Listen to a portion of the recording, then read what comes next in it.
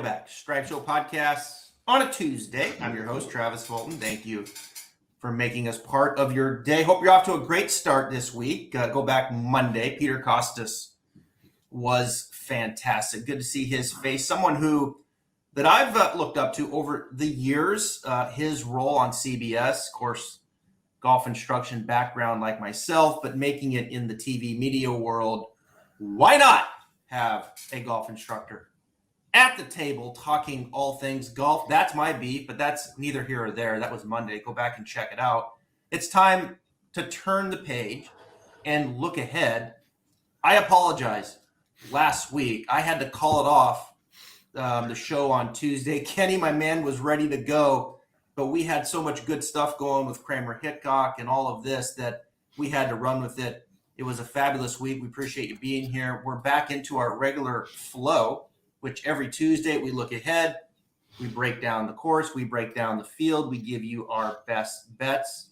And one guy that's really, really good at it is this man sitting next to me, Kenny Kim. How you doing, buddy? Hey, good, Travis. Always fun to be on. I apologize if you hear some loud banging around me. I'm at work at my lunch break, so they might be doing some construction around. We all take our lunch breaks at different times. So if you hear some banging or some drilling, I apologize. See, this guy's the boss, though. Don't let him fool you. He's the boss. He's in charge of these guys here, so he can sneak away because he's really good at this, right?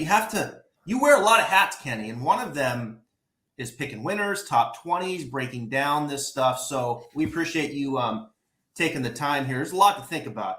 Florida Swing is here. I'm looking outside in Florida. It's beautiful out. It's going to be very nice down in West Palm Beach. We're looking at low 80s. A little bit of wind on Thursday, Friday. Not bad through the weekend. But the Florida Swing is here. We go Honda. We go Bay Hill. And then you're in my backyard at the Players Championship, TPC Sawgrass. It's 60s in D.C., right? Yeah, not bad. It's spring, baby. Golf is here. Let's roll. Not bad. I played golf last weekend. I think it was like 55. I went out and played. So yeah, the weather's getting better. I'm looking forward to go out and playing a little bit more, taking out some of your tips from your school and stuff like that. The videos that you guys do for your lessons. Yeah. I might need a few of those. I actually had my best putting day probably in years the last time I went out. So we'll see. Well, I have my new training programs that are being launched with my new website, which was supposed to be done 10 months ago. Here we are still. It's coming, I promise here. We're looking here very soon, but I'm going to send them to you. Driving, Operation Baby Draw, Strokes Game, Short Game. Each program is 10 videos, and you start here, you end here, and it's like, okay, I can do that. I can go through this little online class. So maybe you want to be a student here this spring? I'll send you the links. Yeah, I'm playing in a league for the first time starting this spring. So I got to get a little better, We all got to get better. I got a hole in one on Friday, by the way. Yeah, I hate you for that. I've been playing almost 35 years, and the closest I've gone is about 2.5 feet, like 3 times. It's funny. There's a big skins game here in Ponte Vedra. It's inside TPC gates. There's another course called the Yards. It's 12 holes, 9 regular, and then the back 3 are par 3s. And then they have a beer loop par 3 inside that. There's actually 6 par 3s. Every Friday at 4, they have this big skins game. You play the 6 par 3s. Well, anyway, our last hole, the 12th hole, par 3, that's one of the holes you play in the skins game. I aced it right before the skins game started. So I didn't get it didn't count. It sucks. Count. Hey, but at least you got the hole in one. I mean, that's good enough, Yeah. Well, it was my third one. It was fun. We drank some beer anyway, so we didn't have to win the skins game. All right, let's get at it. Here we go. Honda Classic. Been around forever. PGA National. Absolute beast mode down in West Palm. Just over 7,100 yards. Bermuda grass. As I mentioned, the weather's going to be good. How about this weather we've been having on the PGA Tour? I mean, the sun is out. Beautiful. It seems like every single day. It's going to be low 80s. Looks like a decent chance of maybe into the 15, 20 mile an hour wind on Thursday, Friday, and then it smooths out. But of course, you're in Florida. That can change quickly. This is a tough course. This is a tough one to handicap. Decent field as we look at it, and we'll break it down. But you start running the numbers here. Yes, Strokes gained approach is always, yes, you got to be winning there. Strokes gained putting is elevated. I was probably a little surprised how important driving distance has played out here, considering the nature of the course and, the way the water is positioned on all of these holes. At the end of the day, though, you have got to avoid the big numbers here. You've got to avoid hitting the ball in the water consecutively. When you look at PGA National, buddy, what do you think of? I mean, it's always a tough course. I mean, like you said, the wind, the water. Most of the time, you see it's like bottom 10 and driving distance, driving accuracy, and greens and regulation year in and year out. If you could somehow use it, a lot of people don't even use driver off the tee that often. And those that do, they put more risk into play, of course, when it comes down to this course. And, you can have winners from -5 up to -12. Always one of the top 5 toughest courses on tour. I'm a big fan. I've been there. I went there the year Sungjae won. So, I've seen this course up close. I've seen the wind play havoc. Long par threes. All the par threes are over 175. I think you got 5 par fours over 450. So, even though it's only like 7,100, 7,200 yards, it actually plays a lot longer. Tough course. It is a tough course. Matt Jones, he routed him here last year. He was -12. Sungjae was back in 2020, the year before that. Keith Mitchell won here in 19. Keith's been good to me over the years. I played him there at Waste Management there just a couple weeks ago. It was nice. Justin Thomas won in 2018. Ricky Fowler, when he could play golf back in 2017, he was actually 12 under also. And then Adam Scott back in 2016. All right. A little different here now. As of probably the last month, going to go through the odds here. Really after more outright winners, we're going to give you some of our top picks here, who we like from an outright standpoint, give you some top 20s to think about, maybe a head-to-head as well. Been tracking very nicely here, really, with the top 20s and the head-to-heads. I've been making some money on the head-to-heads, Kenny. I think that's the best way to make money at this whole deal.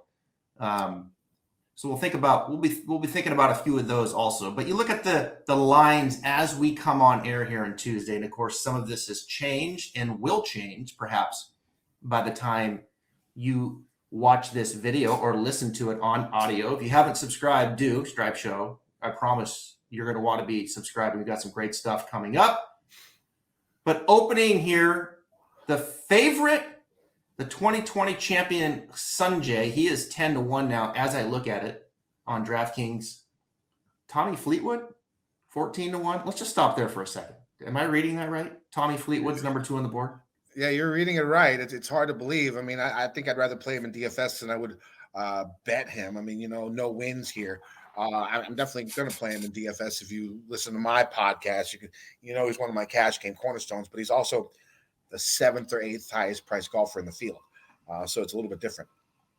He has played well here. He's got a couple top 5s the last 2 times he's played. He played pretty well over the Middle East too, in Europe. So it's good to see Fleetwood showing some form. Louis, he'll play again this week, his 2nd time this year. He's at 16-1. He likes this place. Daniel Berger all the way down at 16 currently at this point. Horschel playing good golf, 18-1. And then we'll go down to Neiman, last week's champ. Looks so good. The putter really starting to come on. He works with Stephen Sweeney, who's been on the podcast a couple times. He's been telling me Neiman is coming. His putter, the changes they've made have showed up, looked really, really good. He's 18-1, right? Can he go back-to-back? All right. Those odds there, top 6 on the board. Anybody of interest to you there? I'm probably not going to bet anyone this high at this event or this low. I'm the one interesting to Neiman. After last week, I put a future on him, 50-1 for the Open Championship. Okay. I do like that low ball flight. That tee shot on 18 was just, sick, like 30 yards, 30 feet above the ground. It traveled 250 in the air and rolled 100 yards. I think that would work perfect at St. Andrews this year. So I have him on that. I'm personally not going to bet anyone this low, but if you're looking, Horschel seems to make sense. He likes these tougher tracks. He's been playing pretty good golf here lately. Berger, you just don't. A lot of the other guys have a lot of question marks. Sungjae, are you really going to bet him 10-1? Fleetwood, no wins in the United States. Usti, no wins in the United States. Berger, back problems. Yeah. Neiman coming off a win. It's always tough to go back to back. So a lot of question marks when it comes to the top of this board. So if I had to pick one here, which I'm not really betting, I'd probably go Billy Horschel. Yeah, I think the best player is Berger in there. But the question is the back. I'm hearing it's better. So if I had to pick, I'd probably take Berger at 16. Horschel, T16 back in 2019, T4 back in 2017. So he has had some success here. Mm-hmm. Florida guy, went to Gainesville, certainly knows how to putt these Bermuda greens. Yeah, I think you make a great point about Neiman, that low ball flight. His swing, a lot of lag, B lofts it. More conducive, certainly the ball bouncing. You get here in Florida now, the ball's not going to bounce quite like that when you get here in Florida. So I think going back to back is going to be difficult here for Neiman. But I'd probably go Berger. It's tough to go 9-1, 10-1 with Sungjae, and I think well noted Fleetwood and Usti. They've never won. Yep, never won. States. Yeah, so I think we got to keep looking. Let's keep scrolling down here with some other guys here. Koepka. He'll be sleeping in his own bed this week, 20-1. Lowry's interesting at 22. I think Mitchell's interesting at 35. Matthew Wolff, probably going to be flipping a coin. What are you going to get? 35. Noren is at 35. And I certainly think you got to look at Vegas at 40, don't you? Yeah, I like Vegas a lot, and I like Noren a lot out of this bunch right here. You've seen Noren almost win this event a couple years ago when he lost to J.B. Holmes coming down the wire. And then you have Vegas, who has made all his cuts here. Stat-wise, it just seems to make sense. And he's playing pretty good golf. If you take a peek, his iron game's been really strong here lately. The tee to green's been really good. Been good, solid off the tee. Everything you need. He's been doing well. Also, he's been avoiding the bogeys. Hasn't had too many bogeys here recently in the last 50 rounds. I think he's like 16th in the field in bogey avoidance. Those are the two guys that I like. I actually bet Noren. I haven't bet Vegas yet, but Noren, tough track. I like the Euro vibe on this. This event used to be before all the schedule changes and stuff. It was like the first event you'd see all the European guys come and play. That sort of changed over the years, but they're used to the windier conditions. Florida, I'm not saying it's like playing on the European tour, but you get a little bit more weather, here than you would on the West Coast. More difficult tracks, and it's so I like Noren a lot, and I bet him 35-1. Yeah, that's a good point. Europeans are here, right? There's a bunch in this field. Lowry, we talked about. Fleetwood. I think Poulter's playing. Nikolai Højgaard, who I think will be an interesting name this week as well. Westie's here. I see Stenson's name. So there's a lot of guys here from that European flavor standpoint. They probably like to see the wind blow a little bit more. I think you bring up an interesting stat, bogey avoidance. I just pulled it up. Let's go last 50 rounds, right? Like guys that avoid bogeys. I'm looking at it on Fantasy National right now as it comes up. It's in the spiral of death right now. So as it comes up, I'm going to come back to here we go. All right, here we go. Bogey avoidance. What a segue it leads me into.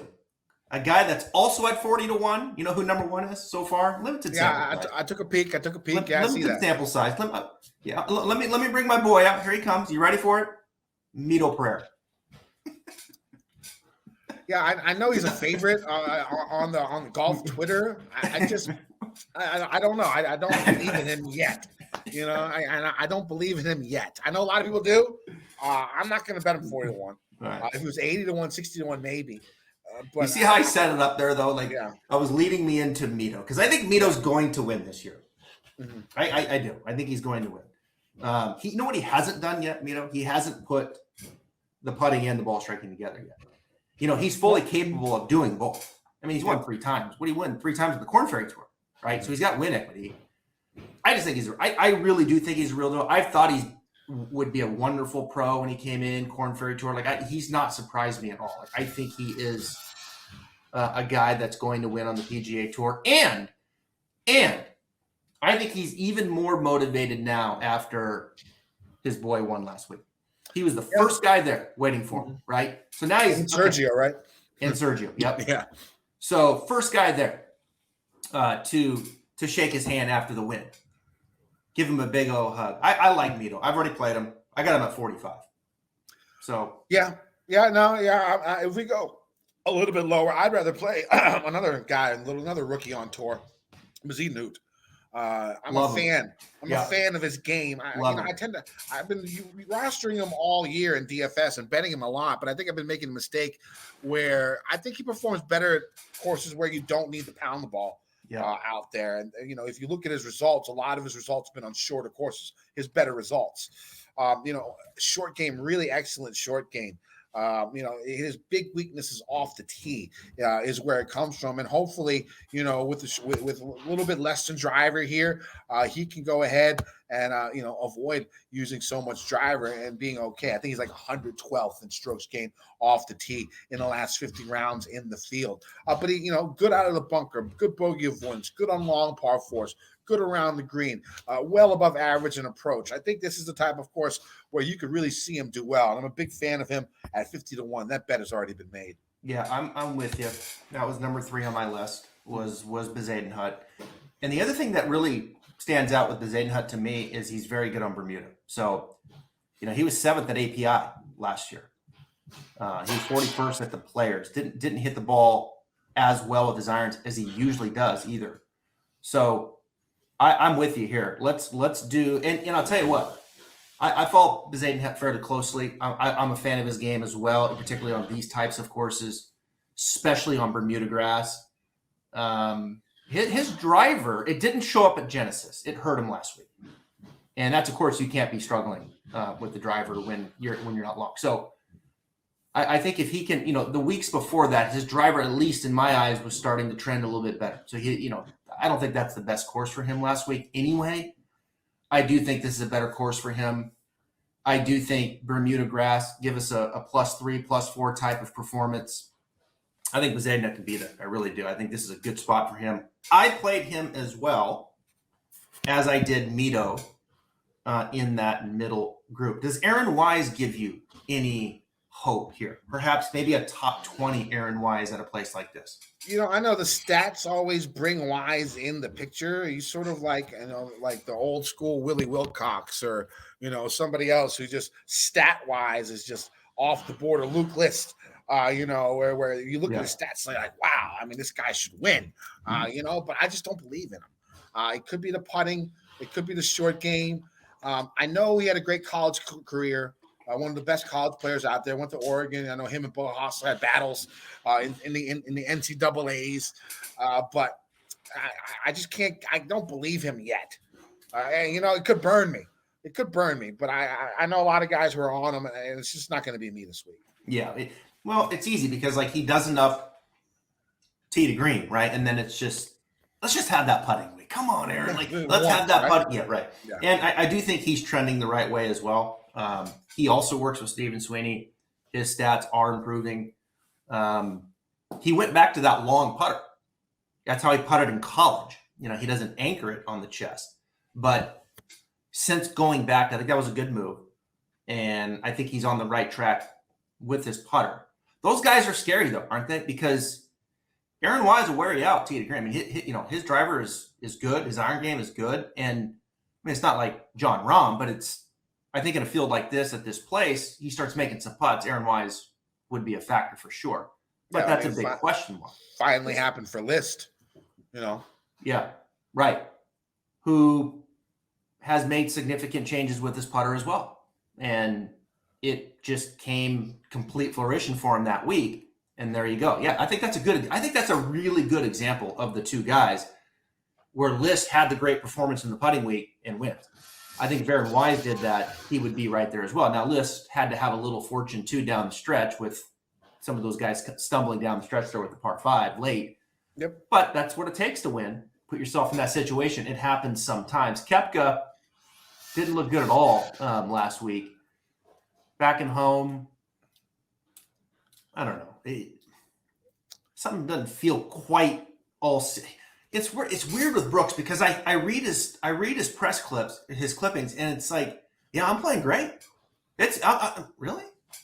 I mean, I don't know. Like he's saying one thing and the other's happening, and I'm like, there's too big of a gap there for me with Koepka at 20-1, isn't there? Yeah, I don't think you can ever believe what he says. I mean, but the thing is, like, a couple weeks ago, we birdied 4 of the last 8 holes to come back a little bit and finish in second or third when Hoagie won, or I think I forget, but he was right in there. Mm-hmm. He was right in there. If he didn't bogey 10, he probably would have been in the playoff with Cantley. And so it looked like he was there a little bit, and then so I played him last week, and he was a total dud. Yeah. So I don't know what you're going to get. 20-1 number in this field is not bad for Brooks. I'm not gonna blame you if you decide to take that number. I mean, last week I took 35. That was because of the field and how strong it was. But getting 20 in a weaker field like this for a 4-time major winner, not the worst number in the world. I wouldn't hate the bet. I'm not going to make it, but I wouldn't hate it. Well, actually, it was the Phoenix Open where he finished third. So that's Scheffler what it was. Cantley, yeah. Yeah, Scheffler. Yeah, Scheffler. Yeah, Scheffler was Scheffler. Yep. Mm-hmm. And he plays Phoenix always great. He putts those greens great. He was positive 6. Mm. But I'll tell you, outside of that, the dude hasn't played good golf. He hasn't. And that's what I'm saying. Like, I'm listening to him like, what are you talking about? I mean, I get you got to protect your ego to some degree, but you're not playing good golf. I mean, strokes getting off the tee, he drove it well at Phoenix. Outside of that, he hadn't driven it well since October. His putting's been up and down. His short game seems to have regressed to some degree. Mm-hmm. I don't know. Yeah, I don't know. I'm not gonna bet him this week. No. I bet Shane Lowry top 20 plus 110. Okay. I put some money on that. I go for more top 40 bets, and so we haven't gotten that far low yet when it comes down to it. So I mean the one. Yeah, we got to go a little bit lower for guys that don't want to go. All right. With the top I just want to get that in there. I'm playing Lowry top 20. Yeah. Keith Mitchell's staring me in the face. I'm going to pass, but he's staring me in the face. I do think Harmon's trending. I think he's starting to find some things. So I wouldn't bet him to win, but I certainly could bet him in the top 20 range. All right, here's Westwood, defending champ Matt Jones, 50-1. He's right there with Bezuidenhout at 50-1. Taylor Moore's getting some respect at 50-1. Cameron Young played very well last week at 55-1. It'll be tough to follow that up. Now you're coming across the country. We'll see. Palmer, McCarthy playing well. KH Lee. Any interest in Reed? Any of these names? No Reed. I took the bait last week and bet Reed instead of Neiman because Reed was 90-1 and Neiman was 71 just because of the name value and possible win. Okay, but something's wrong with Reed. If you look at his driving distance, it's been so low. Yeah. He gained a little bit last year or the year before, and it was his driving. I don't know if it has something to do with the illness he had over the fall, but he has not looked the same since. Yeah. Well, I'll tell you, tomorrow's guest, Brandel Chambly, which you're not going to want to miss, he would tell you that the reason that has gone low is because he went to work with David Ledbetter. That's why. That's what he would tell you. But yeah, it's well noted, right? I mean, his driving is awful. Bad. Yeah, awful. And it's leaked into his approach game now, and Patrick Reed's playing some really bad golf right now, and he's certainly he's stumbling down.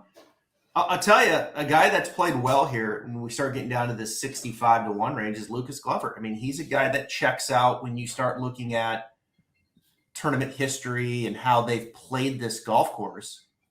In fact, I would say, according to my calculations here in Fantasy National, last 5 rounds, he's gained the most strokes. Lucas Glover. He's finished 19th, cut T4, 17th, and 21st.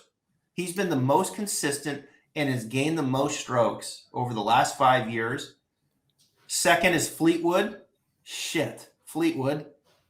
Then Sung Jae, Woodland, Fowler, and last year's runner-up, Brandon Hagee.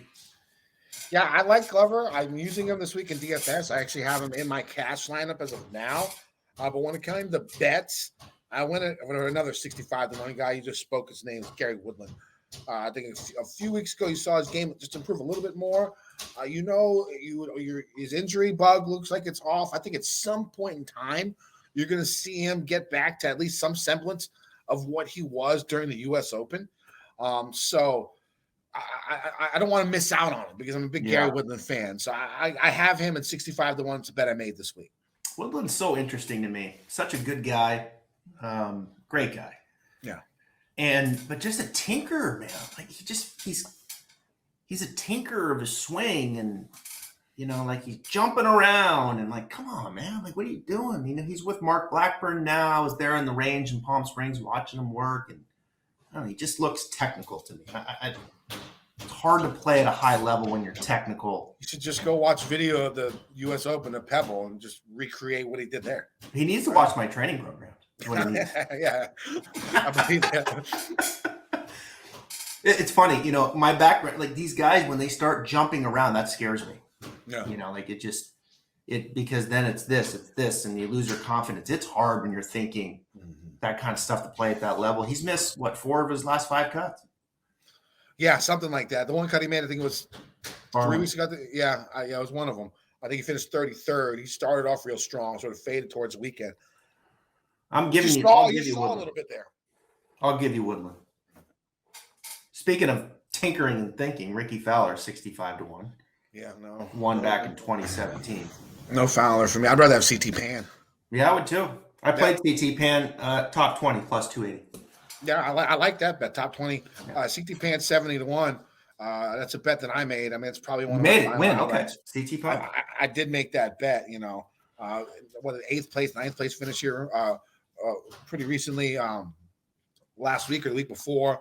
Has had good form here in the past. So I'm a fan of CT, and we've seen him win before. It's not like it's out of the question. University of Washington doesn't hit it real far. Mm-hmm. Could be a good spot for him, right? Could be. Yep. Let me real quick here. I want to look at one thing here before we get down into the bigger odds. Not his best surface in putting, Bermuda. It was 9th at Genesis. Seems like this place. He seems to like this place. I like him, top 20. Yeah, I'll stay there at 280. Grayson Sigg, Chris Kirk at 70. Zach Johnson, Hubbard in the 80 to 1 range. Michael Thompson, interesting at 80 to 1. Charles Howell III, 80 to 1. Just got a 600 start. Wow. On the PGA Tour. This will be, he played last week, he'll be 602. 602. I like Hogard, Nikolai Hogard. I played him. Top 20 plus 300. What do you think? Yeah, I mean, the guy, when he come off a win like 3 weeks ago, him and his brother are like the next big thing over there across the pond, right? So, I mean, they're looking strong. I don't hate that number. If we're going like top 20, top 40s in that range, I sort of like, where is it? Mark Hubbard. I do plus too. 140. I think he had a pretty good showing in the Corn Ferry last week. Played well on this course in the past. The stats sort of line up. Plus 140 for a top 40. Not a bad number there. I like that. And I also like Sam Ryder at plus 150 for a top 40. The thing about Sam, when you see him play, it's boom or bust. It's a whole bunch of birdies, mixed in with a bunch of bogeys. So I think he works great for DFS. I mean, because he just makes so many birdies out there. Now, lots of mistakes when it comes to the course as well. Lots of big numbers. But if he can get you to the weekend, I think top 4 is pretty reasonable. He's just got to get you to the weekend, just get past those first couple of days, and then usually those birdies come accruing, and he's pretty strong on Sundays. If you look at his track record, pretty nice golfer on Sundays. To try and backdoor that top 40 if he's in 60th place or something like that. So I don't mind that number at plus 150. I like it. I like that a lot. Nikolai Hogard, to my audience, from Denmark. He's 20. He's won twice on the European Tour. He won in 2021 and recently here this year.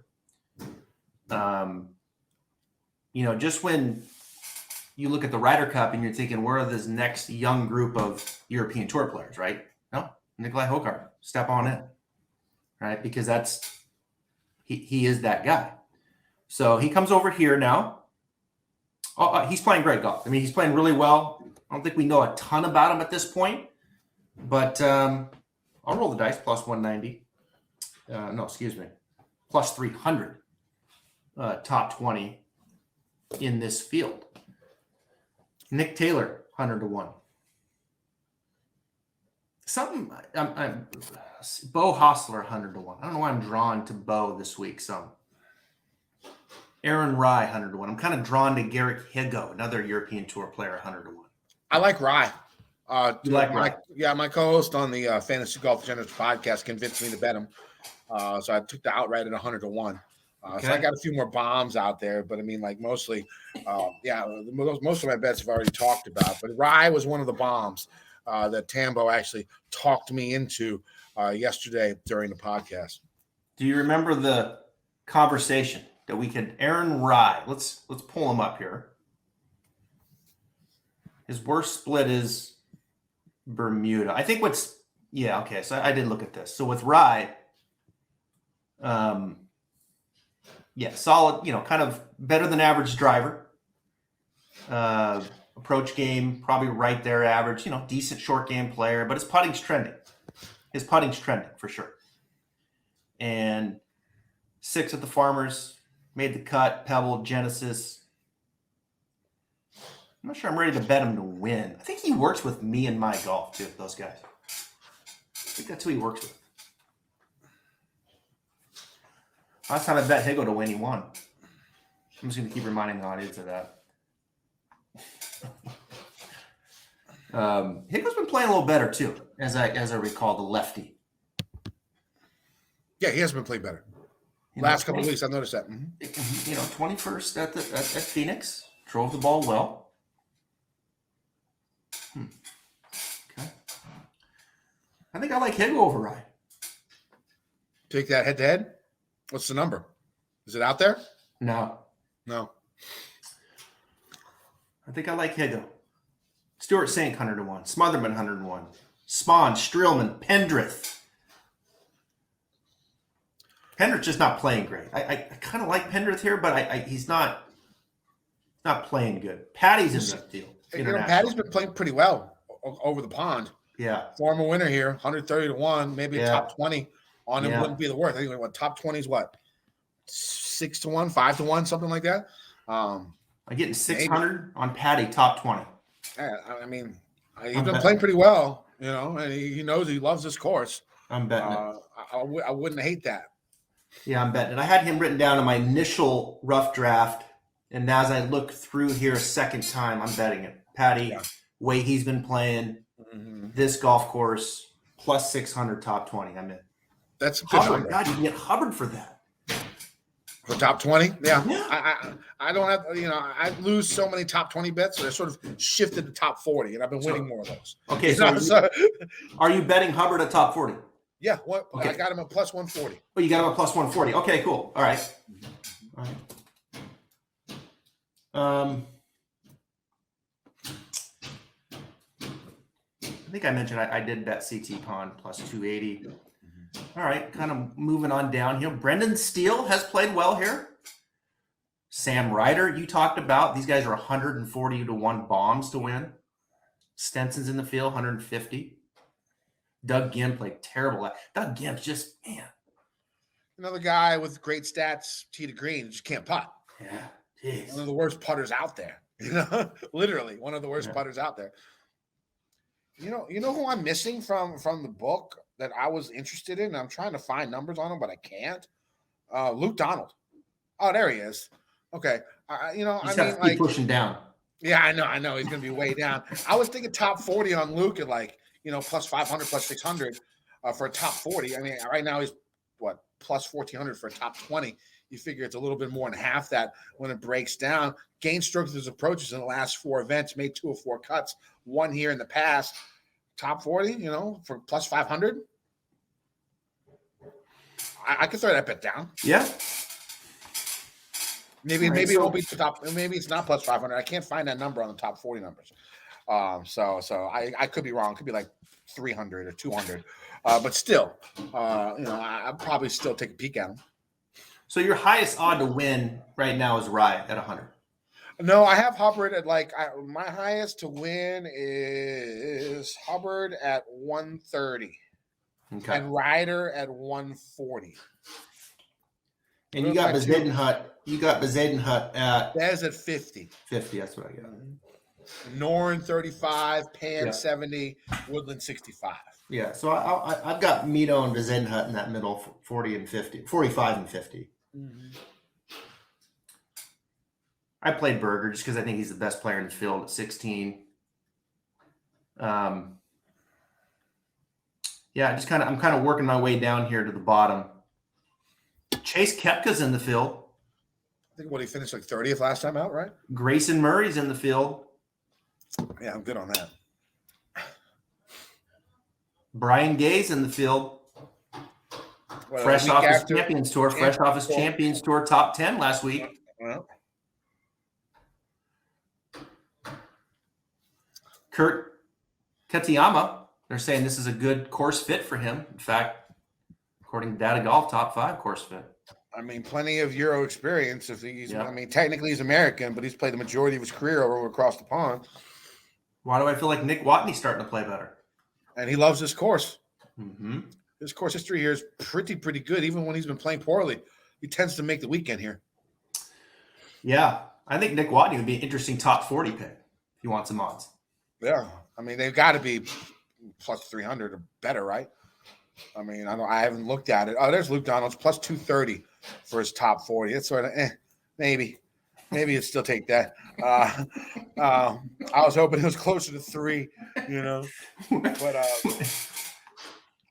Hank Libiotta, as this is where the conversation gets fun, right? When you kind of get down here in the last 5 minutes of the pod, because there's just like, these are guys that you think about. You go through these lists like we do, and you think about these guys. You pull up their names, look at their stats, like, because we're trying to, kind of get some guys out there that would be a good top 40, top 20, and a bomber that would come in at 150 to 1 to win. And Libiotta's just an interesting guy to me. The guy can go out and just, he has staying power. He looks like he belongs out there. Went to Florida State. He right now. I mean, he had that run a few months ago where he was is top 10 in everything. He was top 10 in Yeah. everything, and then he just sort of fell off the face of the earth. I think he was either injured or got sick, or something happened to him. Something and then personal. ever since then, Yeah. it was something personal. That's right. Yeah. That's right. It was a personal thing, and Yeah. then since then the game just sort of went downhill, which is a shame because that run was nice. I was watching was. every week on DraftKings. It was. I mean, he was playing Chances to tier, win top week in, week tier out. Yeah. golf. Yeah. I mean, obviously he has been struggling as of late. But you saw that ceiling. I mean, it was up there. This dude was like, this guy belongs. He's shit. Now he comes back to Florida. I have to play Hickok, don't I? I mean, he's my boy. He gave you a little boost last week. You probably gotta give him some money back that way, right? Kramer, we owe you something. You very well could have put an end to the Saudi tour, Kramer Hickok, last week, Wednesday, on the Stripe Show podcast, talking candidly about the Saudi League. And, well, there's been a domino effect. We like to think that we caused that, right? Here comes DJ, here comes Bryson, the Alliance, and here we are, the Saudi tour. The nail is in the coffin. And by God, I owe it to Kramer Hickok. 180 to 1. 180 to 1 to win the Honda Classic. Kramer. You gotta click that button. You own.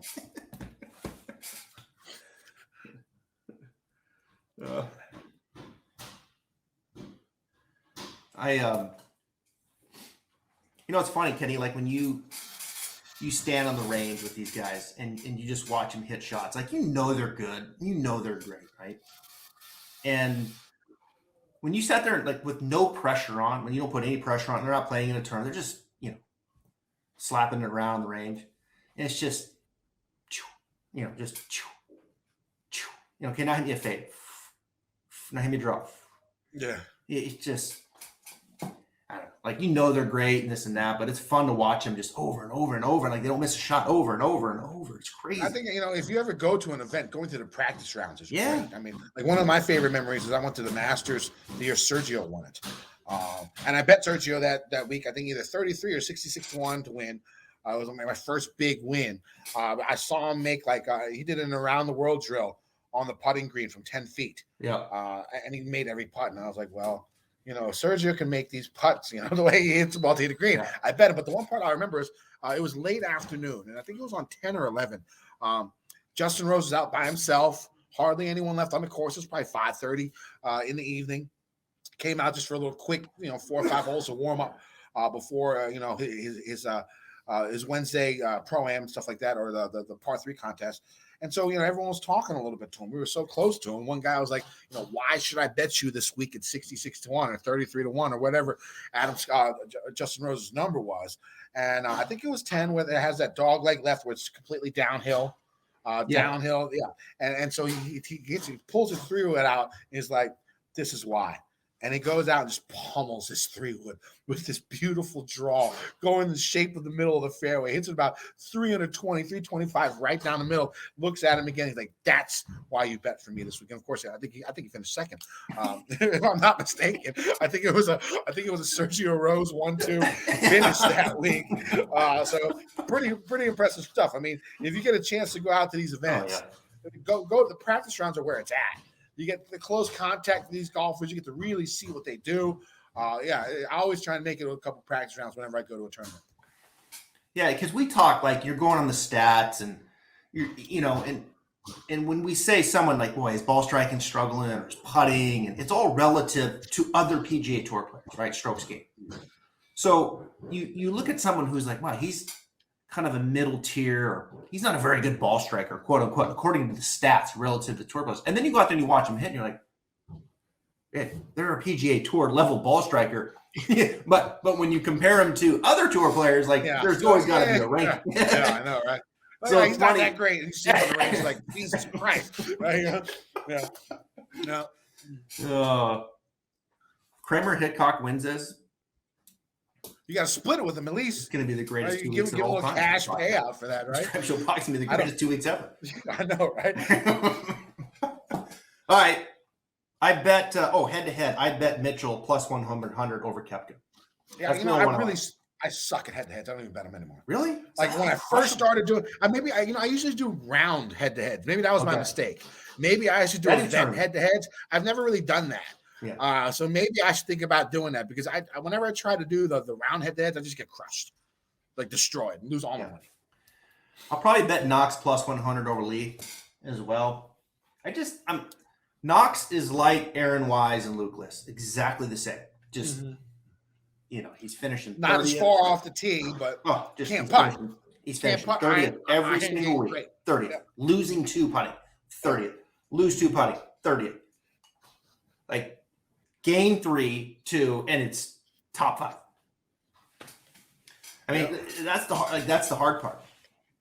I'll probably bet Knox over KH Lee plus 100. All right. You write that down. There you have it. We kicked it around 40 minutes.